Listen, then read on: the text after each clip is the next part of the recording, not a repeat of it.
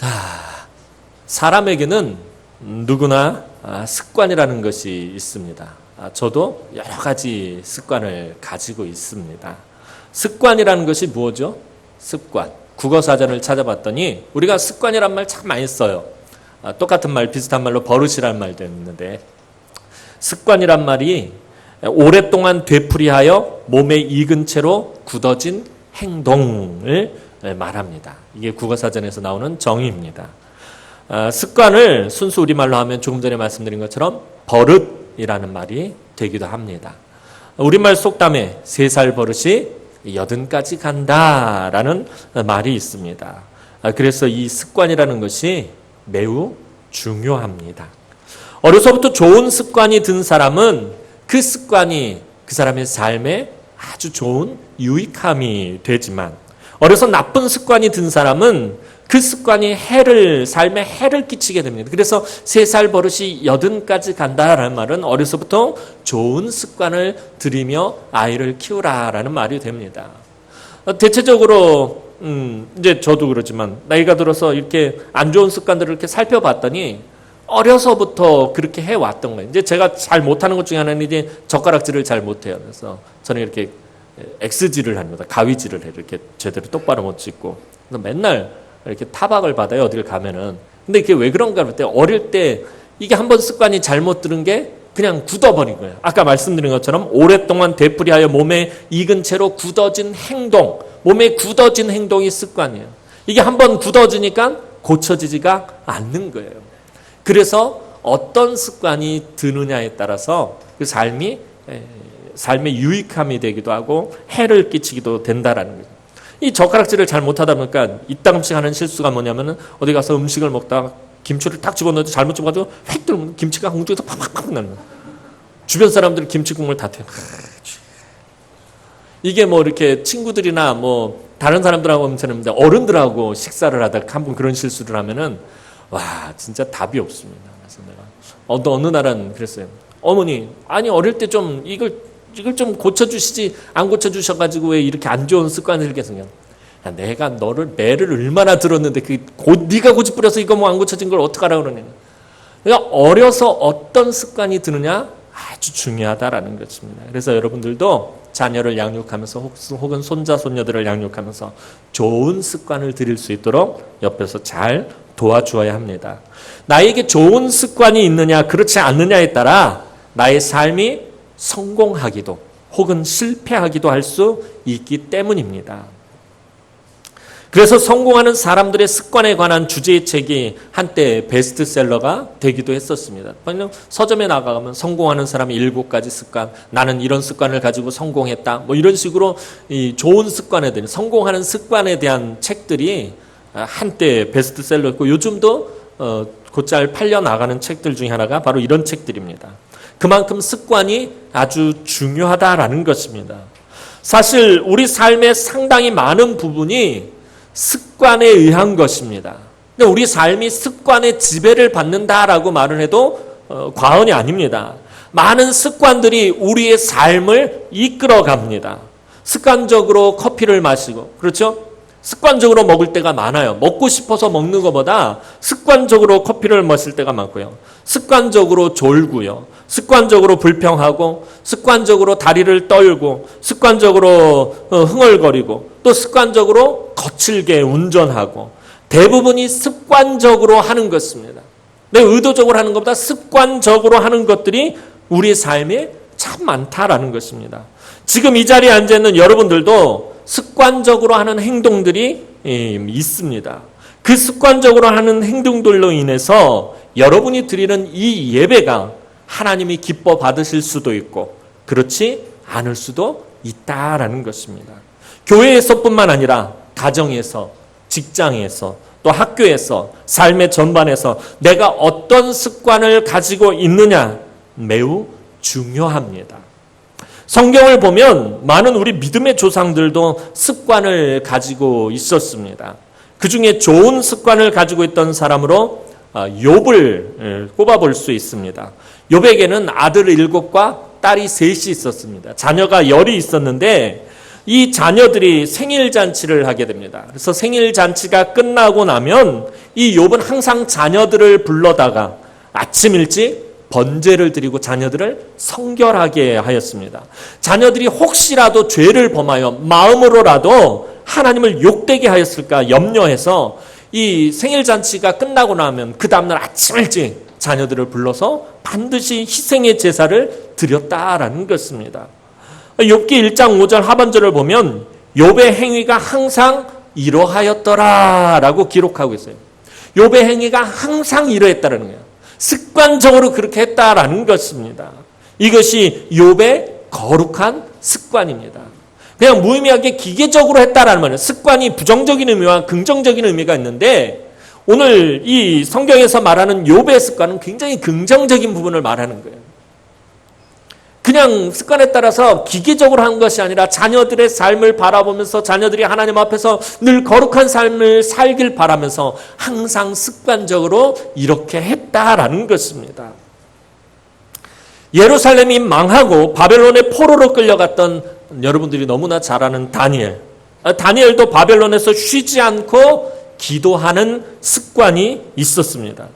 한 번은 왕에게 가장 사랑받는 이 다니엘을 시기하던 그의 정적들이 이 다리오 왕을 꼬드겨서 30일 동안 왕 외에 다른 그 어떤 신에게도 기도하지 못하게 계략을 꾸몄습니다.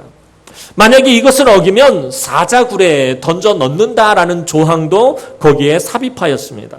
다니엘을 아끼던 다리오 왕은 이 다니엘의 정적들이 이런 음모를 가지고 이를 꾸몄다라는 사실을 모르고 이 일에 그만 왕의 도장을 찍고 말았습니다. 그런데 다니엘은 이 사실을 알고도 왕의 조서에 왕의 도장이 찍혔단 말이에요. 이미 이제 이 법이 시행이 됩니다. 이 사실을 알고도 습관대로 하나님께 기도하였습니다. 다니엘서 6장 10절 하반절을 보면 전에 하던 대로 하루 3번씩 무릎을 꿇고 기도하며 그의 하나님에게 감사하였더라라고 성경은 말하고 있어요. 전에 하던 대로 습관대로 여전히 기도했다라는 것입니다. 다니엘은 사자굴에 던져질 것을 알고도 자기가 지금 이 습관에 따라서 기도하면 분명히 정적들이 자기를 고발하여서 자기가 사자굴에 던져질 것을 알고도 습관에 따라 기도했다라는 것입니다. 기도하는 일을 멈추지 않았습니다. 이것이 다니엘의 거룩한 습관이었습니다. 예수님도 여러 가지 습관이 있었는데 그 중에 가장 대표적인 거룩한 습관이 바로 기도의 습관이었습니다. 오늘 보면 39절 말씀에 그것을 기록하고 있습니다. 39절 말씀 우리 다 함께 한번 읽어보도록 하겠습니다. 39절 말씀입니다. 시작.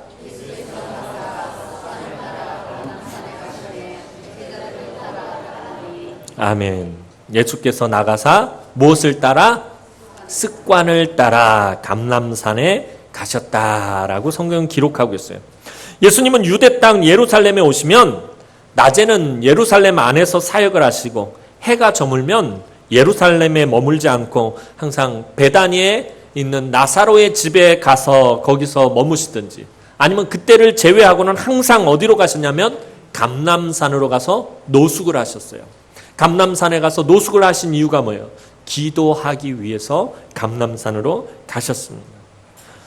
예수님이 감람산으로 가시는 이유는 유대 땅 예루살렘에 오셨을 때 그곳이 바로 예수님의 기도의 습관적으로 하던 기도의 장소였기 때문이었습니다. 예수님은 습관적으로 감람산으로 가셨습니다. 다른 지역에 계실 때는 어떠하십니까? 다른 지역에 계실 때는 이 감람산이 없으니까 기도하기를 쉬셨습니까? 그렇지 않았어요. 새벽에 일찍 일어나시고 한적한 곳에서 새벽 기도를 드리셨습니다.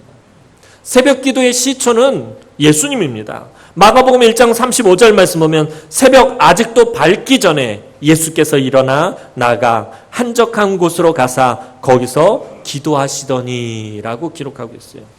예수님 항상 기도하기에 힘쓰셨다는 거예요. 어느 곳에 있든지 무엇을 하시든지 시간만 나면 틈만 나면 들로 산으로 광야로 한적한 곳으로 가서 그곳에서 기도하시기에 힘쓰셨습니다. 사실 성경은 복음서를 살펴보면 예수님의 능력과 기적을 가장 많이 기록하고 있지만 실제적으로 제자들이 가장 많이 본 예수님의 모습은 기적과 능력을 행하시는 모습이 아니라 바로 기도하는 모습이었을 것입니다. 예수님의 사역을 중심으로 해서 복음서를 기록하다 보니까 늘 예수님의 기적과 능력, 말씀을 가르치는 모습만 기록하고 있지, 실제적인 예수님의 삶을 본다면 기도하는 모습을 제자들에게 가장 많이 보이셨다라는 것입니다. 주님은 습관적으로 기도하셨기 때문입니다. 그냥 어떤 때만 기도하신 것이 아니라 늘 습관적으로 기도하셨기 때문에 제자들이 가장 많이 본 예수님의 모습은 기도하시는 예수님의 모습이었습니다. 예수님은 이처럼 거룩한 기도의 습관이 있었습니다. 예수님은 공생애를 시작하시기 전에 광야에서 40일 동안 금식하며 기도하시며 당신의 사역을 시작하셨고요. 또 고난의 십자가를 지시기 전에도 습관을 따라 감람산에서 기도하셨어요. 오늘 왜 감람산에 와서 기도하신 것입니까? 이제 오늘 밤에 예수님 붙잡히십니다. 십자가를 지시는 것을 앞에 두고 예수님 감람산에 오셔서 기도하신 것입니다. 또 십자가 위에서도 마지막 생명을 불태우면서까지 사람들을 불쌍히 여기며 기도하셨습니다. 예수님은 항상 기도로 시작하셨고 기도로 마치셨습니다. 예수님의 삶도 기도로 시작하셨고 기도로 마치셨습니다. 예수님에게 기도보다 더 중요한 것은 없었어요. 기도보다 앞선 것은 아무것도 없었다라는 것입니다. 항상 예수님의 삶에 가장 먼저 하시는 일은 기도였습니다. 이것이 예수님의 거룩한 습관이었습니다. 예수님 바로 이 거룩한 습관으로 당신의 사역을 승리하셨던 것입니다. 예수님께서 당신이 붙잡히시는 장소를 기도의 장소로 택하신 것도 이런 이유에서였습니다. 왜 예수님께서 감람산을 당신이 제사장의 무리들에게 붙잡히는 장소로 선택하신 것입니까? 그곳이 예수님이 습관을 따라 기도하던 장소였기 때문에, 그곳이 바로 승리의 장소였기 때문이다라는 거예요. 기도의 장소가 바로 승리의 장소였기 때문에 예수님께서는 바로 그곳에서 붙잡히시기를 선택하신 것입니다.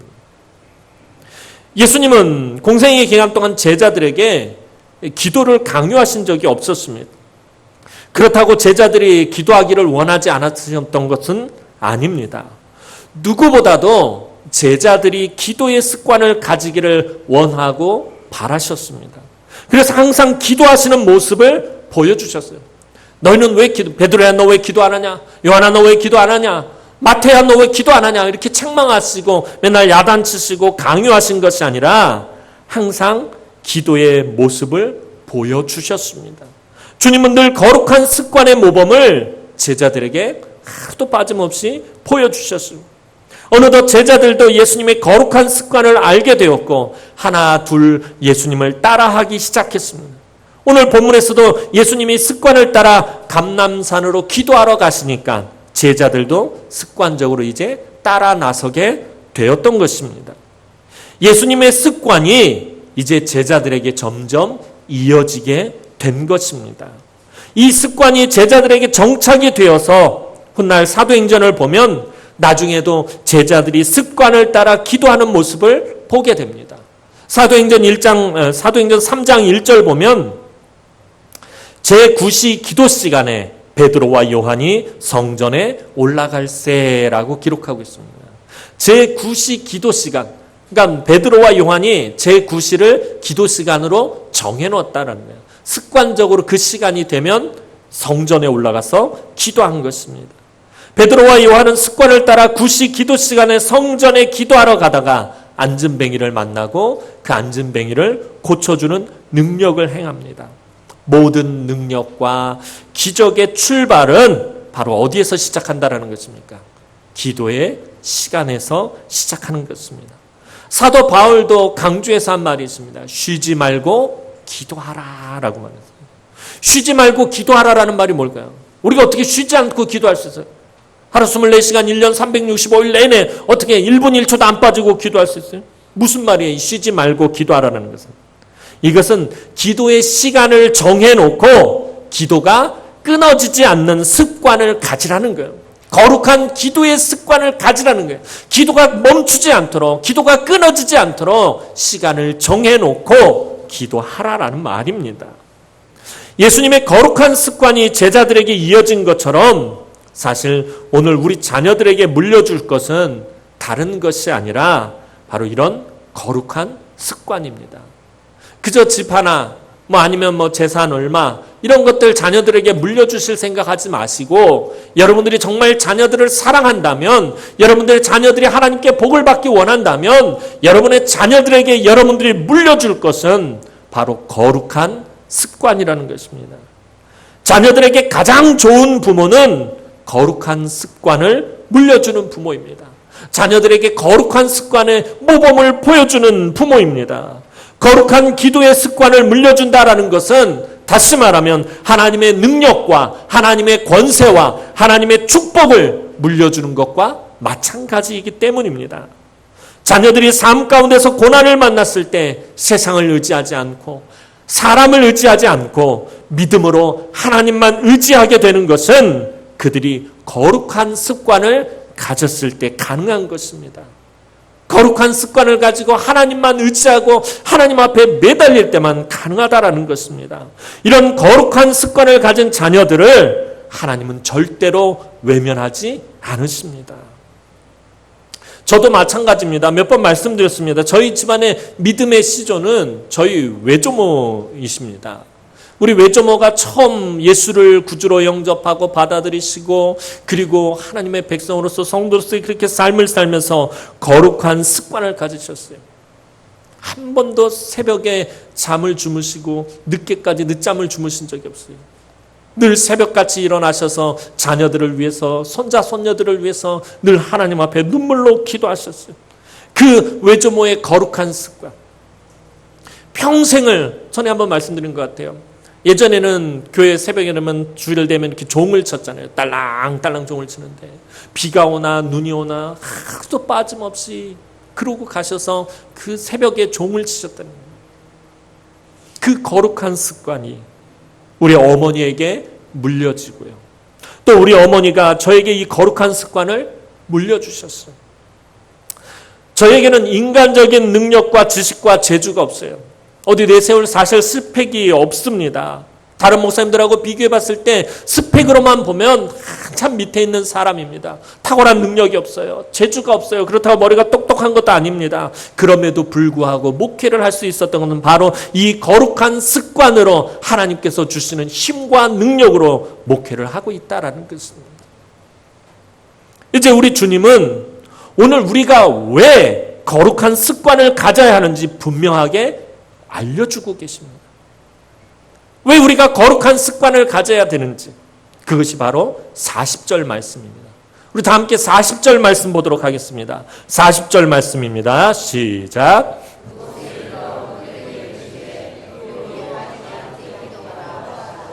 아멘. 그곳에 이르러 그들에게 이르시되 유혹에 빠지지 않게 기도하라. 유혹에 빠지지 않게 기도하라라고 말씀하죠. 우리가 예수님을 따라 거룩한 기도의 습관을 가져야 하는 이유는 바로 유혹에 빠지지 않기 위해서입니다. 예수님은 46절에서 다시 말씀하십니다. 이르시되 어찌하여 자느냐? 시험에 들지 않게 일어나 기도하라. 여기서 유혹과 시험은 같은 말입니다. 유혹에 빠지지 않게, 시험에 빠지지 않게 기도하라라는 것입니다. 예수님은 시험과 유혹에 빠지지 않게 기도하라라고 분명히 말씀하십니다. 사실 오늘 본문에서 주님은 십자가를 앞에 두고 간절히 기도하기 위해 늘 하시던 대로 감람산으로 가셨습니다. 그리고 제자들도 따라갔습니다. 제자들이 예수님을 따라 기도의 장소에 간 것까지는 잘했는데, 그것까지는 좋은데 그들이 아직 예수님의 그 거룩한 습관을 완전히 따라가지는 못했습니다. 주님이 왜 그토록 땀방울이 빗방울이 되도록 간절히 기도하셨는지는 알지 못했습니다. 그래서 그만 잠들고 말았던 것입니다. 그들이 깨어서 기도했다면, 제자들이 깨어서 기도했다면 이후에 발생할 사건에서 그들은 분명히 승리했을 것입니다. 그런데 그러지 못하고 제자들이 잠에 빠져 있다가 주님이 붙잡히는 순간에 다 도망가고 또 베드로는 주님을 모른다고 부인하고 모두 절망에 빠지고 맙니다. 설교 서두에 말씀드렸듯이 다니엘은 거룩한 기도의 습관으로 승리하던 믿음의 사람이었습니다. 바사의 다리오 왕은 모든 신하들이 다니엘에게서 허물과 약점을 찾으려고 아무리 찾아봐도 먼지 하나 나지 않았어요. 이 다리오 왕의 모든 신하들이 다니엘을 아무리 뭔가 분명히 결점이 있을 거야, 흠이 있을 거야, 허물이 있을 거야. 다니엘의 삶을 아무리 뒤지고 찾아봐도 먼지 하나 나지 않았다라는 것입니다. 다니엘이라고 유혹이 없고 시험이 없었겠습니까? 원수의 나라 한복판에서 총리로 살아가고 있는 다니엘에게 유혹이 없었겠느냐라는 거예요. 시험이 없었겠느냐는 거예요. 어려움이 없었겠느냐라는 것입니다. 분명히 다니엘도 우리와 성정이 같은 사람이기 때문에 다니엘에게도 수많은 시험과 유혹이 있었을 것입니다. 바사의 총리였던 다니엘에게 잘 보이려고 뇌물도 바쳤을 것이고 다니엘을 포섭하려고 여러 가지 유혹을 끊임없이 해왔을 것입니다. 다니엘이 거절하지 못할 그런 조건들을 제시하면서 다니엘을 계속해서 그렇게 어렵게 했었을 것입니다. 하지만 그의 삶에 아무런 허물도 흠도 없었던 것은 다니엘에게 거룩한 습관을 따라 하루에 3번 정해진 기도의 시간이 있었기 때문이었습니다. 그래서 예수님은 유혹에 빠지지 않게 기도하라라고 말씀하신 것입니다. 오늘 이 말씀은 어찌 보면 다니엘을 염두에 두고 하신 말씀인지도 모르겠습니다. 오늘 본문에서 좀 더 주의 깊게 우리가 살펴봐야 할 것은 유혹에 빠지지 않게 기도하라라는 말씀입니다. 주님의 이 말씀, 유혹에 빠지지 않게 기도하라, 이 말씀은 기도의 시점을 알려줍니다. 기도가 시작되어야 될 그 시점이 언제냐는 거예요. 유혹에 빠지지 않게 기도하라. 자, 그러면은 유혹에 빠지기 전에 기도하라는 거예요? 유혹에 빠진 다음에 기도하라는 거예요? 유혹에 빠지지 않게 기도하라는 말은 유혹에 빠지고 난 다음에 기도하라는 거예요? 유혹에 빠지기 전에 기도하라는 거예요? 빠지기 전에 기도하라는 거예요. 분명히 기도의 시점을 알려주고 있습니다. 유혹에 빠진 다음에 기도하라고 하지 않고 유혹에 빠지기 전에 기도하라라고 예수님 분명히 말씀하셨습니다. 어떤 일이 터지기 전에, 터지고 난 후에 기도하려고 하지 말고 그 일이 터지기 전에 기도하라라는 것입니다.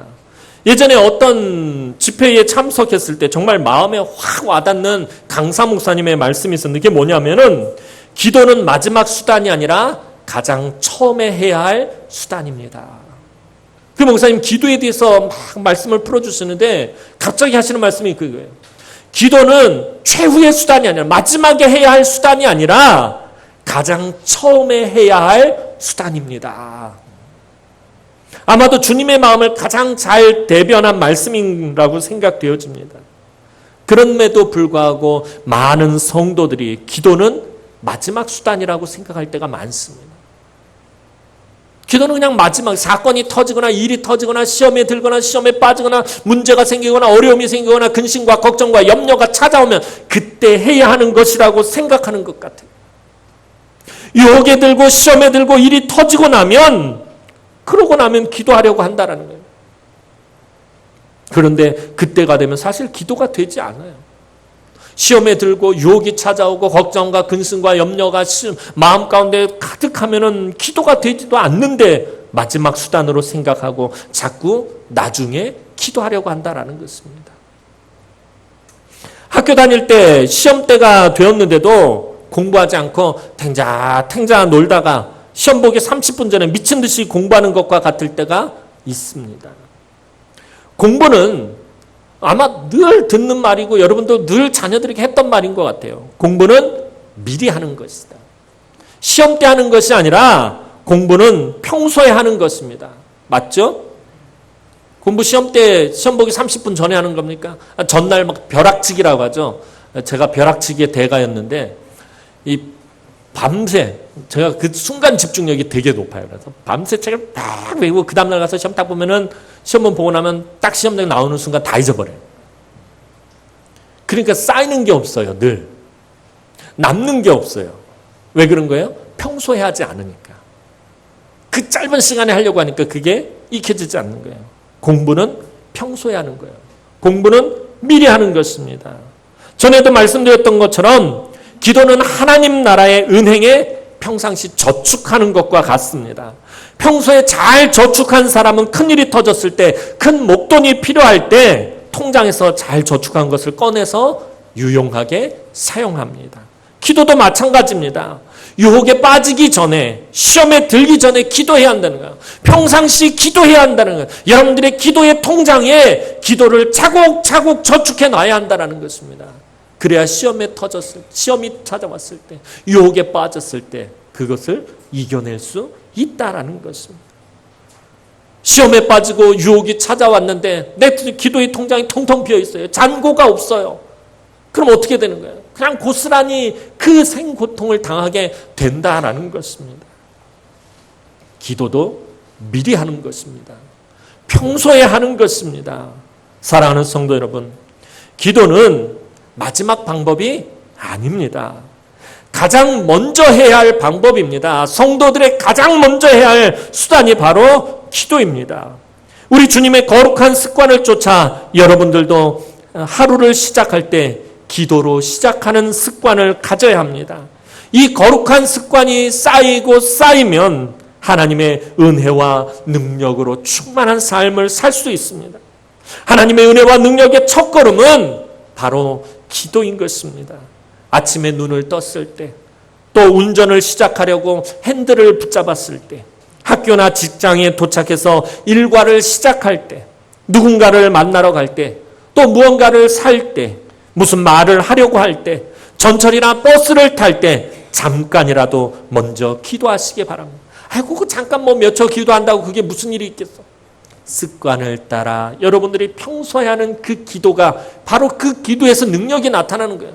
일이 터지고 난 다음에 시험이 찾아오고 유혹이 나오고 그 유혹이 찾아왔을 때 그때 하는 기도의 능력이 나타나는 것이 아니에요. 물론 우리가 간절히 하나님 앞에 믿음으로 매달렸을 때 능력이 나타나겠지만 진정한 기도의 능력은 여러분들이 평소에 믿음으로 하나님을 붙잡고 잔잔히 기도하는 바로 그곳에서, 그 자리에서 하나님의 능력이 시작되어진다는 거예요. 그 짧은 10초 혹은 30초의 그 기도가 여러분 볼 땐 별거 아니겠지만 그것이 여러분의 기도의 통장에 차곡차곡 쌓이게 되면 어느 날 엄청난 능력으로 여러분들의 삶에 충만하게 된다라는 것입니다. 잠깐이라도 기도하는 습관, 그 습관이 거룩한 여러분들에게 너무나도 영적으로 유익한 습관이다라는 것입니다. 또 새로운 사업을 하거나 새로운 일을 시작할 때도, 새로운 계획을 세울 때도, 또 결혼, 취업, 출산, 육아를 비롯한 모든 일을 시작할 때 먼저 기도하시기 바랍니다. 그것이 여러분들의 삶의 습관이 되시기 바랍니다. 신앙생활에서도 거룩한 습관을 만드셔야 돼요. 여러분들 신앙생활하면서 승리하는 비결은 거룩한 습관을 만들어야 한다는 것입니다. 하루의 첫 시간을 드리는 새벽 기도의 습관 가장 중요합니다. 우리 주님께서 그 사역에 승리하실 수 있었던 것은 새벽마다 일어나셔서 아침에 해가 뜨기 전에 하루의 첫 시간, 바로 그 중요한 시간에 하나님 앞에 기도했기 때문입니다. 또 정해진 예배 시간에 빠지지 않는 습관, 예배 시간에 우리 주보에 나와 있는 그 공예배 시간에 습관적으로 빠질 때가 있어요. 정해진 예배, 아침 예배 시간에 빠지지 않는 습관, 거룩한 습관입니다. 예배를 미리 준비하는 습관. 그냥 주일날 아침에 부랴부랴 준비하는 것이 아니라 일주일의 삶을 하나님 앞에 살아있는 산제사로 드리며, 토요일날 제가 일찍 주무시라고 늘 말씀드리잖아요. 주일날 예배 시간에 졸지 않으려면 토요일날 일찍 주무셔야 돼요. 토요일날 미리 헌금도 준비하고 주일날 입을 옷도 다 준비를 하고 예배를 미리 준비한 자에게 하나님께서 은혜를 베푸시고 능력을 베푸시고 복을 베푸시지, 일주일 내내 내 마음대로 내 고집대로 내 마음 그렇게 살다가 내 욕심대로 살다 주일날 아침에 허겁지겁 그냥 아무거나 걸쳐입고 그냥 아무거나 가지고 나오는 사람에게 하나님 은혜를 베푸시겠느냐는 거예요. 입장 바꿔놓고 생각해 보시기 바랍니다.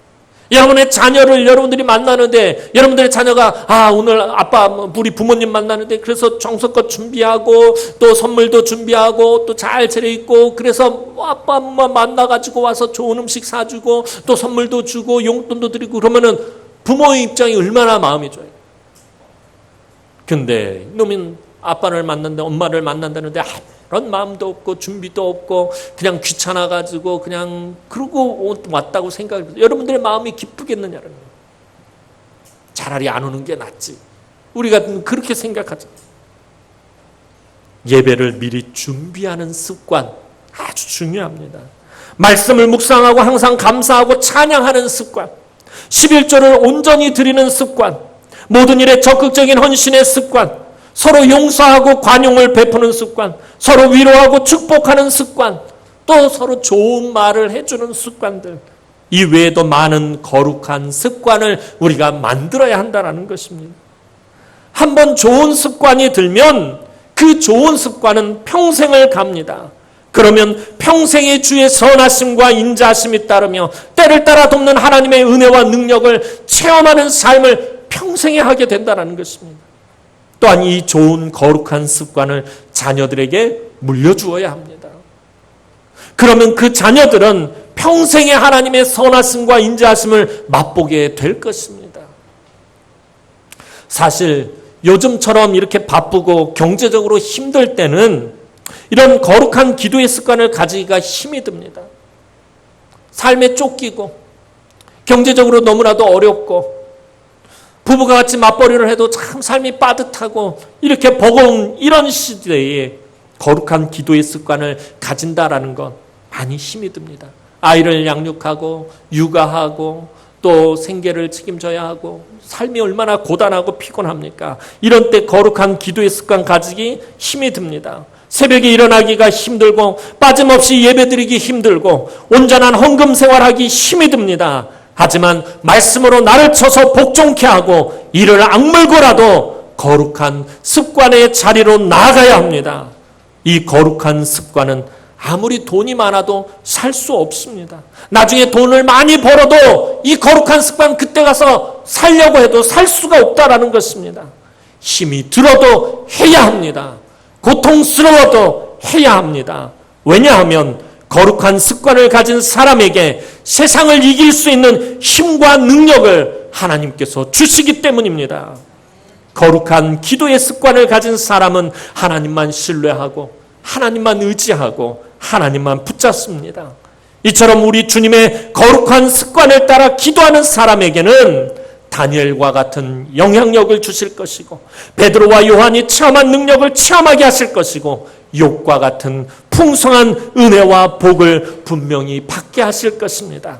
오늘도 사랑하는 주의 귀한 우리 남흥의 성도들이 주님의 거룩한 기도의 습관을 따라 세상의 모든 유혹과 시험 앞에서 날마다 승리하는 우리 남흥의 성도들이 되기를 주님의 이름으로 축원합니다. 기도드리겠습니다. 사랑과 은혜가 많으신 아버지 하나님, 은혜와 사랑을 진심으로 감사를 드립니다. 우리 주님 십자가를 지시기 바로 그 전까지 습관을 따라 감람산에 가서 하나님 앞에 정말 피땀 흘려가며 기도하신 모습을 보게 됩니다. 우리 주님이 몸소 모범을 보이신 그 거룩한 습관들을 오늘 하나님 우리의 것으로 만들게 하여 주옵소서.